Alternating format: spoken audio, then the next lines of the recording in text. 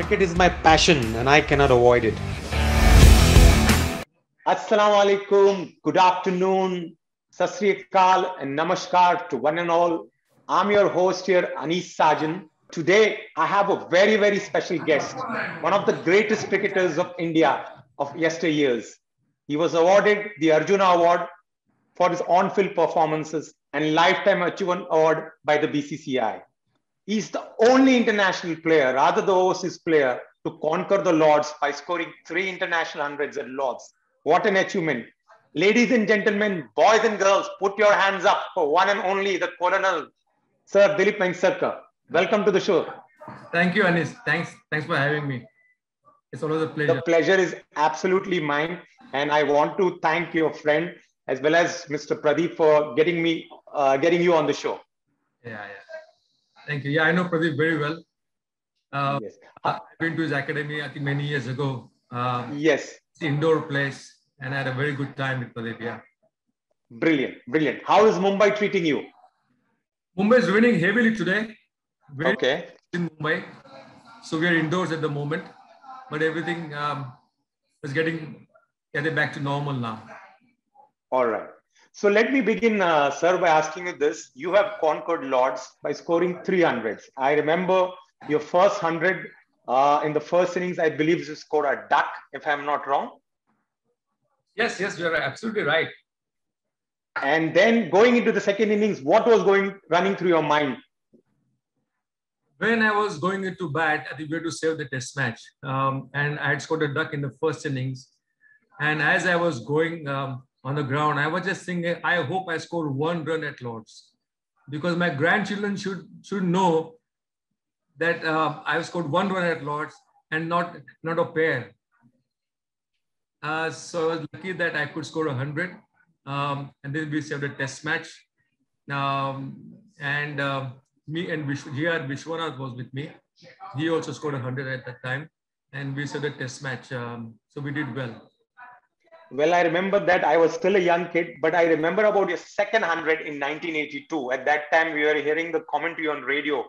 I'm not sure we could see the match on television, but you again came back and scored 100, but unfortunately couldn't save the game.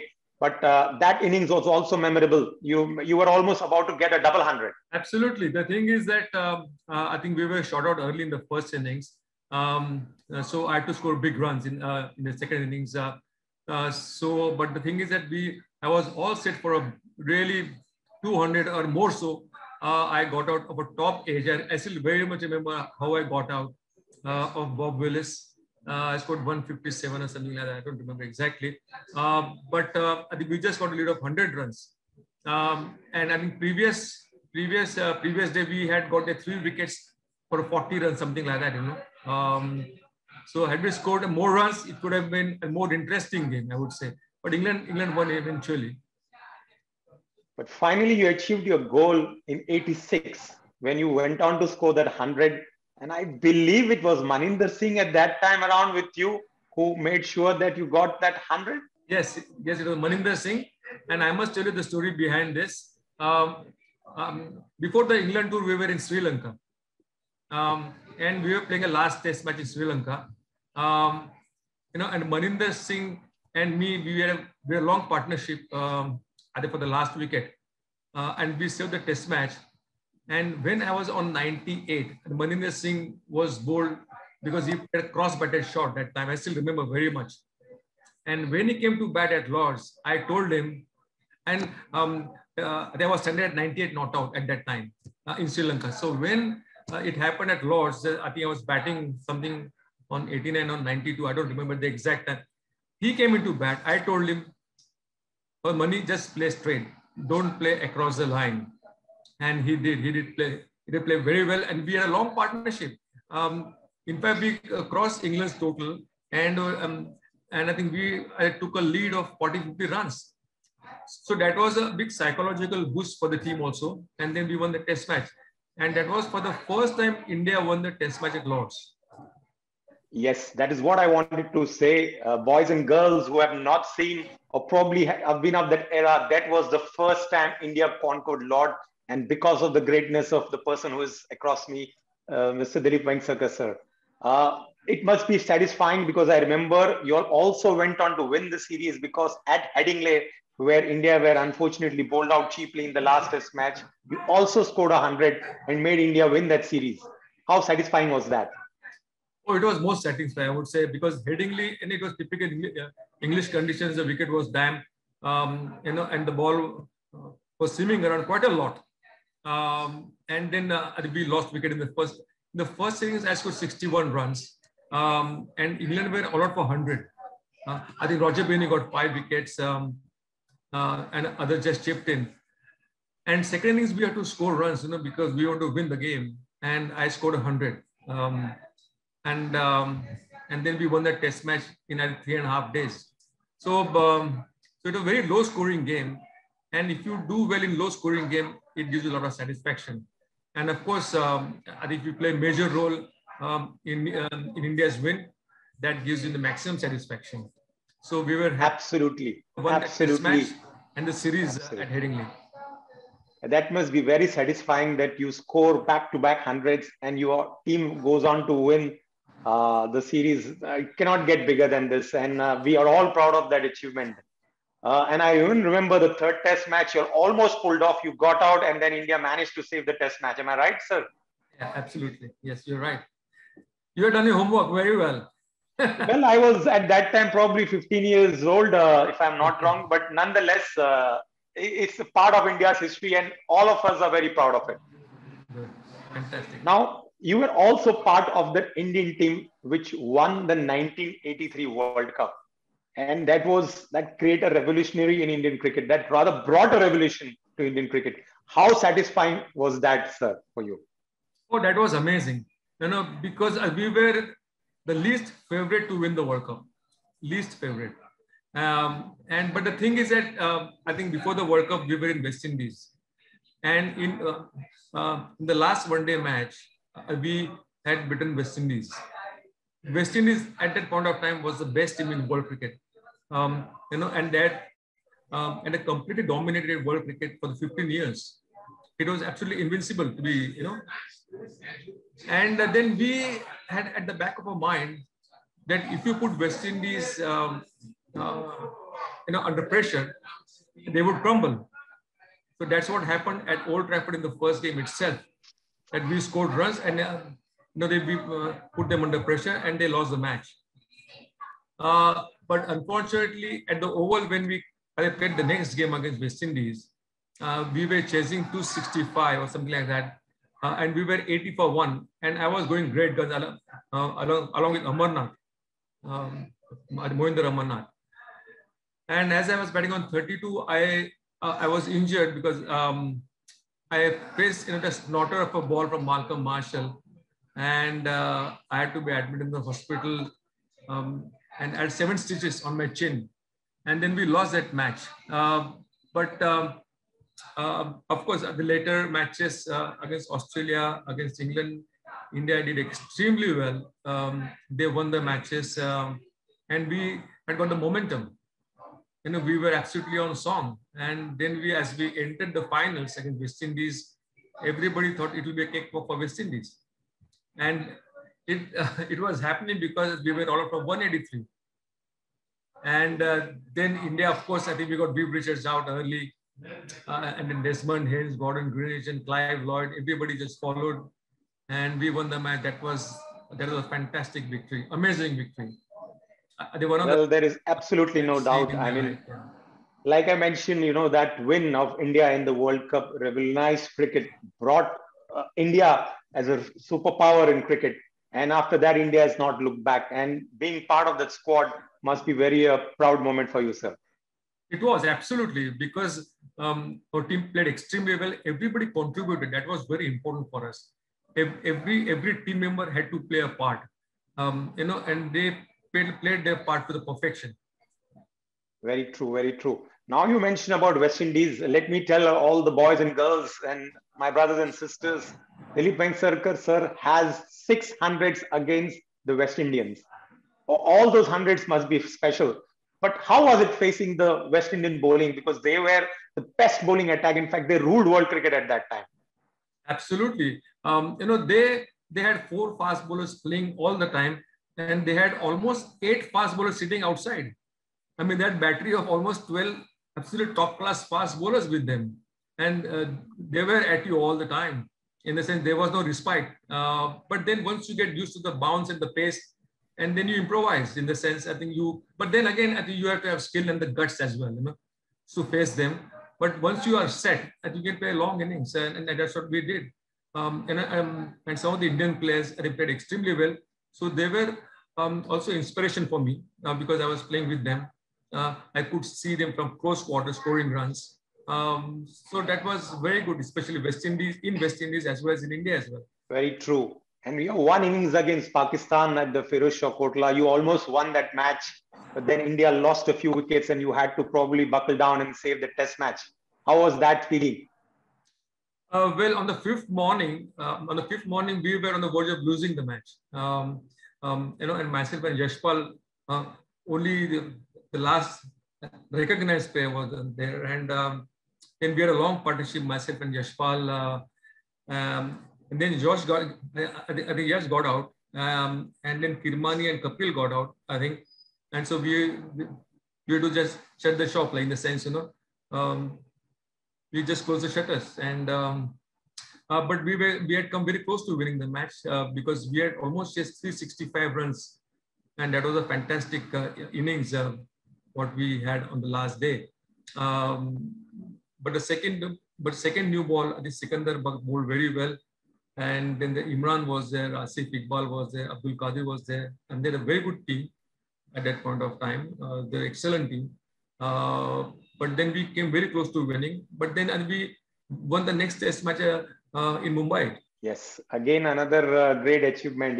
Saving that test match which India could have lost, and then to win the next test match and win the series against our rivals was special. I cannot forget one innings. I remember I was going from Churchgate to Ghatkopar. That was a Ranji Trophy finals against Haryana. When I remember, you single-handedly almost won the match. And when Abhay Kuriwala, if I'm not wrong, got run out, and I could see literally tears in your eyes. Can you talk us? Because, a lot of people know about the Ranji Trophy, but how important and how precious your passion was for Mumbai cricket. See, Mumbai has won the Ranji Trophy for the 41 times, and that I think the world record. No state team has won national championship for so many years, and Mumbai has got a great history and tradition. So we're very proud of playing for Mumbai, extremely proud, and we took great pride in winning Ranji Trophy. So Haryana was playing for the first time in the finals, and for Kapil Dev, Ajay Jadeja, Chetan Sharma, all those guys were there. And on the last day, we had to chase 345 runs, and we were something, I think, like 3 wickets down. And me and Sachin Tendulkar was the last recognized player over there, and we had a lovely partnership, huge partnership. So we were almost there. I think Sachin got out, and then as we had to score the last 50 runs, something like a 10 overs, we lost another 4-5 wickets. And then the last batsman, Abhay Kuriwala, he was playing his first-class game that time, Abhay Kuriwala, and we had a partnership. And we came so close to winning, and one more over to go, and a penultimate over, last ball, he just ran like, I don't know why did he still wonders why he ran that time. But that happens in cricket. He was playing his first match. He bowled also very well, and then hung around for a long time with me. And then we lost by just 2 runs. Well, that's Dilip Vengsarkar showing his passion and what Mumbai cricket meant to him, and how they, in fact, dominated the Ranji Trophy for years and years and years. And if I'm not wrong, you were the #1 batsman for 21 months. Yeah, that was from 86 till 88. Yes, I remember that. Yeah. It was fantastic. So how was that feeling? I mean, great feeling, because the entire thing, I think, was devised by Ted Dexter. I think he was the chairman of the committee. And the thing is that they saw the runs, of course, the runs, how it helped your team also, against whom you have scored runs, and under what situation. what circumstances you have scored runs. So these were the things I think they had taken into consideration. And I was glad that I was there for the highest number of months as #1 player. Extremely happy. I'm sure you must be happy, and all of us were proud that you could maintain it for such a long time. I cannot help but ask you this question. You were also chairman of selectors when there was no IPL, and several players like Rohit Sharma and Virat Kohli were not even known. How were players being selected pre-IPL era? What was the criteria?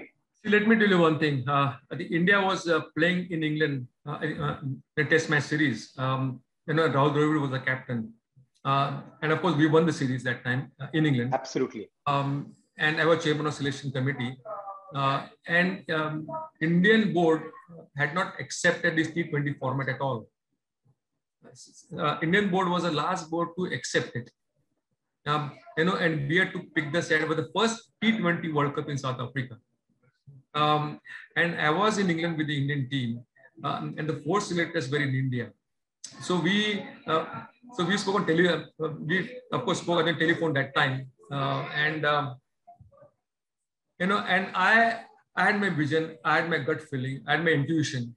So I had picked my team, and they had picked their team.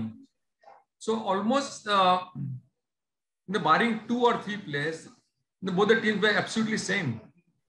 The thing is that at least 4 or 5 players, those are your senior players like Sachin Tendulkar, Ganguly, Zaheer Khan, Rahul Dravid, they opted out. And we had not seen this format at all. And we had not played any of the tournament of this format in India before. So it was just gut feeling. I thought that we have the young cricketers, that we have got the energy, who are aggressive, who are positive, excellent fielders. So I think we should pick those guys actually, and we picked the team, and of course we won the World Cup, the first one, the first T20 World Cup in South Africa. Well, that is, history was created when Dilip sir was the chairman of selectors. Must be another proud moment and a feather in your cap, sir. Yeah, thank you. All right. So you have also done a fantastic job for MCA, the Mumbai Cricket Association, and you have nurtured so many young cricketers. And I'm sure you're also now keeping a watch on what's happening in Mumbai cricket. Very much so, because actually after I retired, I wanted to give back to the game. That every cricketer says, I want to give something back to the game, which I got so much from the game. But I'm very happy that I was one of the very, very few that was giving back to the game, because I opened a cricket academy in Mumbai at the Oval Maidan in Churchgate. I got a place there, and it was free of cost. We don't charge any money from the boys. It was in 1995. And we had Ajit Agarkar, Ramesh Pawar, Yuvraj Singh. They are from the academy. They were there for the first batch itself. And we selected the boys in the academy. So the thing is that I think we picked the boys only on merit. And many kids come from slums, or from the humble background. And they got the opportunity, they got the platform, they got the infrastructure. And many of them just played for Mumbai, many of them played for India, many of them played in IPL later on. Then I opened another one in Chembur also, another academy in Chembur. And the third one in Pune, in Chinswad. So in Chinswad, I think it was not a sporting area, like in a sense, but I got an academy over there. The ground was given to me at the municipality there. Beautiful ground, and the indoor facilities also. Now the Ruturaj Gaikwad, who is playing now with Chennai Super King, I think he's from that academy. Under 19 captain of India is from the academy. Many players are playing for Maharashtra, many players are playing for Mumbai, and many players from humble background, and they got a platform. So that was very important for me, because that's a huge contribution for me, to be honest with you. And thousands of kids have gone on to play over the years. I think many, those who played for Mumbai, but those who did not play for Mumbai, but they got the jobs also in corporates, because all the corporates used to come to me asking for opening batsmen, for fast bowler, spinners, for employment, because we got corporate tournaments here. So they got the jobs, So it's quite satisfying for me. I'm sure. Boys and girls, if you're hearing about this, make sure that you get into one of the academies of Dilip Sarkar sir. And who knows, you would be the next future Indian star. Now, coming to the current Indian series, India started well, dominating the first two test matches, won the test match at Lord's, and in the third test match at Leeds, they had a setback. What do you think the Indian batsmen did wrong, according to your? See, what I feel, to be honest with you, that you have to put runs on the board. If the 5 batsmen are not capable of doing it, I mean, the 6th batsman, Rishabh Pant. Rishabh Pant, he is yet to establish himself in England. So you have to add another batsman, because if you have runs on the board, then you can win matches. But if you are playing 5 bowlers and 5 batsmen, I think of course, that is a good thing, but you can't win matches like that. So I believe that they have to add another batsman. But then at least, I think England bowled superbly. I think Anderson and all those guys, Robinson, another guy, they bowled really well. They knew the conditions very well. They bowled the right length, I would say. The length was very important in England, and they just hit around the off stump. All the batsmen basically just went for it. Instead of playing with soft hands, they played hard at it, and sliced the ball into the slips. So that's the way they have been playing. I think you must have a good defense, and that can happen if you play more test matches. Because I feel test matches is the ultimate form of cricket, and you are rated because of your performance in test match cricket, not in ODIs and T20 format. Well, we are talking about somebody who's played 116 test matches. I repeat, 116 test matches is no mean feat. And he rightly mentioned it is the highest form of cricket. A player's temperament is actually judged if he plays test cricket.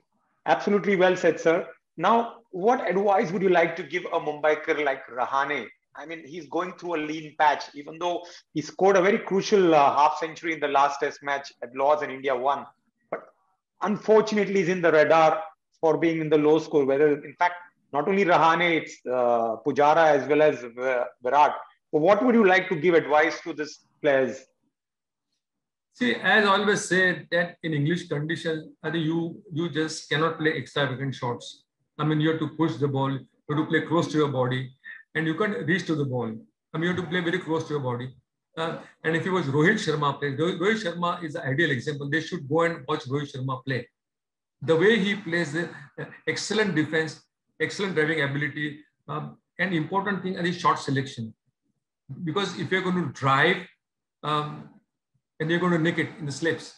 But the fact is that you have to push, you have to play close to your body, and then play as late as possible, because the ball moves around there. So it's important to play as late as possible.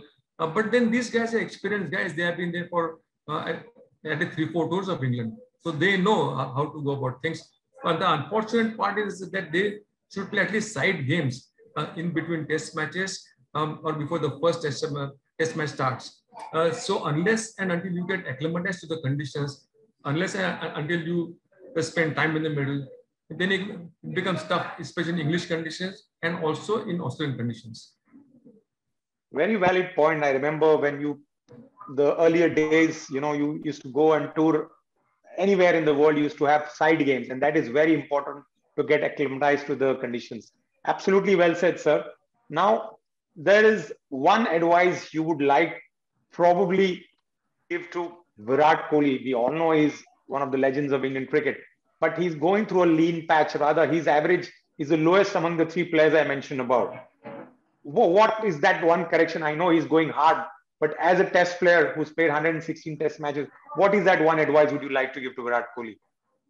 What I feel, so as batting is concerned, I mean, he's an outstanding batsman, there's no question about it, but the way he's getting out the inning after inning, I think which surprises me, because the thing is that I think he's pushing at a delivery. So unless and until he allows the ball to come near him and then play the ball, and he's playing with hard hands, I mean, you just can't push and with hard hands. You're going to edge it in the slips anyway, and that is what's happening every inning after innings, and he's such a great player. I think he would definitely change his style of play, or he will. I think he would concentrate more, or he would improve his defense. but that's not happening. I hope that he's due for a big 100 and that happens at the Oval. Well, you rightly mentioned he's due for a big 100. Oval is known to be a happy hunting ground for batsmen. We hope Virat Kohli can come back and prove that he's the legend of Indian cricket and he leads from the front. We've spoken about that. You said that India should play one extra batsman. Do you feel India is missing Ashwin in any way? Absolutely. I think he's the best spinner. He has taken 400 test wickets. You can't keep him out all the time. And since he's the best spinner, he should be playing. And I hope he plays at the Oval. So if India has to select between, like you mentioned, take an extra batsman, then India probably goes with 4 bowlers. That is 3 fast bowlers and 1 spinner. So that spinner would be Ashwin for you, then Jadeja? I think so, because Ashwin has to play. And again, Jadeja has taken only 2 wickets, I think, last 3 test matches. So I guess they will have to rest him at the moment. And if Ashwin plays, definitely India stands a good chance, especially on the wicket at the Oval. All right. 2 test matches to go. Your gut feeling or your assumption that will India be able to pull this off this time? I would love to see that, to be honest with you, because Indian team is a very good side. But unless and until they put runs on the board, I think our bowlers won't have runs to bowl at. So that's very important. That I think every batsman, they will have to put up really good score. And I hope they do that, because we got fantastic players, fantastic batsmen. We have very good batting lineup. But if they can add Surya Kumar Yadav at number 6, that will definitely strengthen our batting lineup. I hope they listen to me, but I don't know what will happen in the Oval. I hope India does well. Well, Dilip Vengsarkar sir says Surya Kumar Yadav should be added to the squad. Ashwin should be playing ahead of Jadeja. And he believes that this Indian team has the potential to go on the series, rather win the series after when they won last against under Dravid's captainship when Dilip Vengsarkar sir was the chairman of selectors. Thank you, Dilip sir, for your wonderful chat session. I really appreciate you've spoken your heart out. And like I have seen, you know, at my age, a lot of cricket of yours playing, and I'm sure all these youngsters who will hear this interview out will be very proud of about your achievements. Thank you, Anish. It was absolutely a pleasure meeting you also. Speaking to all the viewers, those are locked down. I wish to come back sometime again near future. Whenever you call me, I'll be very happy to speak to you. Oh, that would be great. You know, in fact, I was about to say that, you know, when things get better, when flights do open for people to travel, in fact, flights have opened, when they open for visit visas, we would be more than happy to welcome you in Dubai, sir. That would be great. Fantastic. You take care, Colonel. Salute to you. Thanks, Anish. Thank you. Thank you. Bye-bye. Bye-bye. Take care, and my regards to Deepak Bhai. All right. I will do that. Take care.